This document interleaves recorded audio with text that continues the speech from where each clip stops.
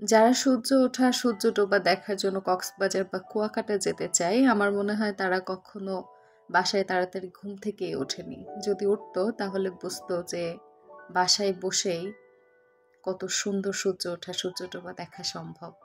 Even সেটা প্রতিদিনই দেখা সম্ভব। স্টাডি রুম পূর্ব পাশে হওয়ার কারণে সূর্য ওঠার সাথে সাথে পুরো আলোটা আমার বইয়ের উপরে এসে পড়ে। আমার মনে হয় না আলাদাভাবে বই আর রোদে দেওয়ার দরকার আছে। যাই হোক, পড়া শুরু করার আগে টু-ডু লিস্টটা তৈরি করে নিব, যাতে খুব ভালোভাবেই একটার পর একটা শেষ করা যায়। টু-ডু লিস্ট তৈরি করে নিলে কি পড়বো, কোনটার পরে কোনটা আসবে সেটা নিয়ে আর চিন্তা করা লাগে না। আমি প্রতিদিন কম পড়ি বা বেশি পড়ি, প্রথম দায়িত্বই আমার থাকে আমি একটু টু-ডু লিস্ট তৈরি করে নিব, দেন পড়া আরম্ভ করব। অনেকের কাছে বলতে শোনা যায় যে টু-ডু লিস্ট তৈরি করতে নাকি আলসেমি লাগে অনেক।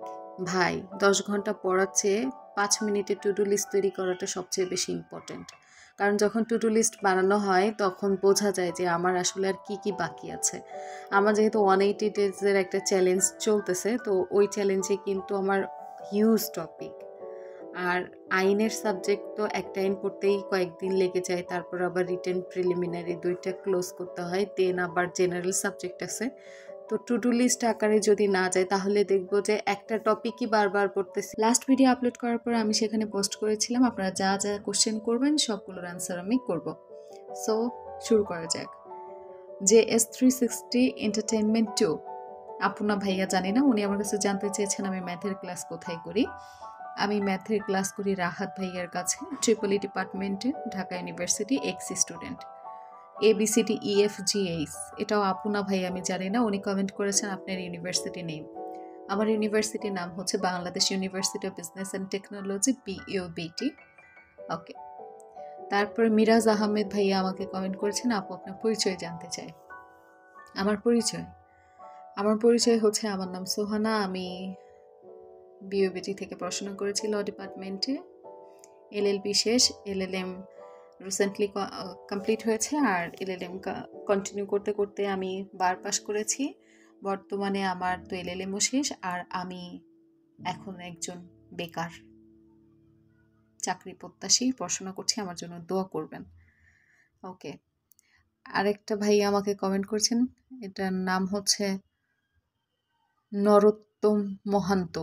ওকে, নরোত্তম মহান্ত, উনি হচ্ছে কমেন্ট করেছেন আপু এতদিন পরে আপনাকে প্রথম ভিডিওতে দেখলাম।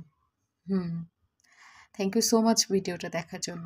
তারপরে আমাকে কোশ্চেন করেছে MD মোস্তফা ভাইয়া, উনি আমার অলমোস্ট সবগুলা ভিডিওতেই কমেন্ট করে। থ্যাংক ইউ সো মাচ ভাইয়া, আপনার কমেন্টটা পেয়ে আমার খুব ভালো লাগছে।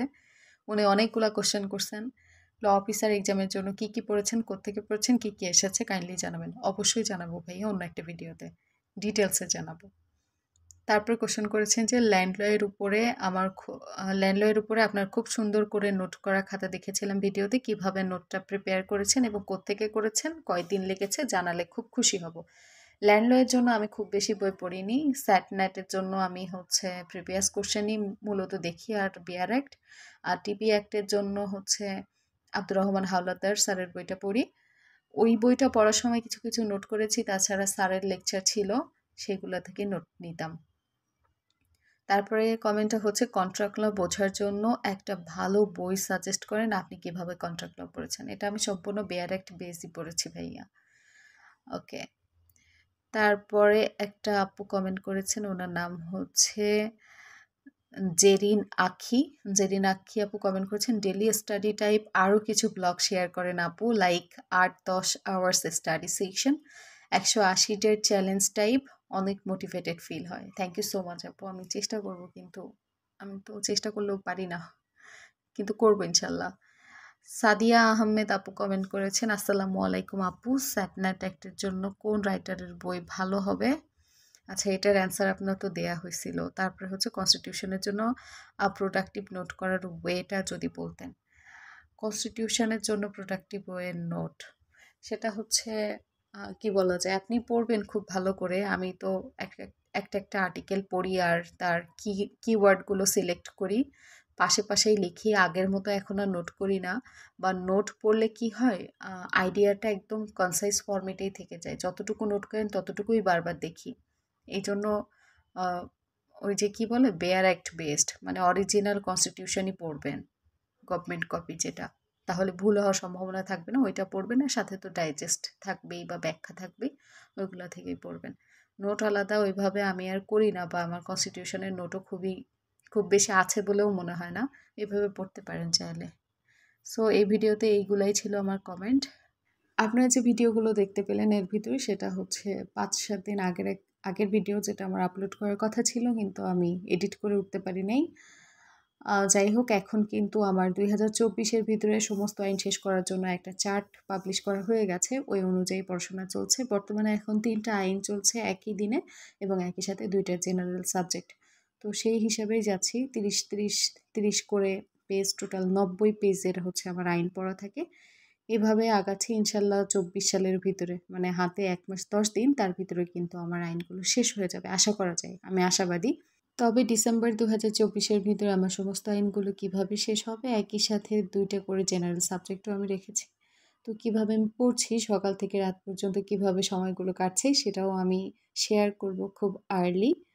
সো সেই পর্যন্ত আপনারা সবাই নিজের মতো করে খুব খুব খুব বেশি পড়তে থাকেন, আর আমার জন্য সবাই অনেক অনেক বেশি দোয়া করবেন। আমরা জানি একই সাথেই বেকারত্বের অভিশাপ থেকে মুক্ত হতে পারি, দুনিয়া বেকার মুক্ত হোক।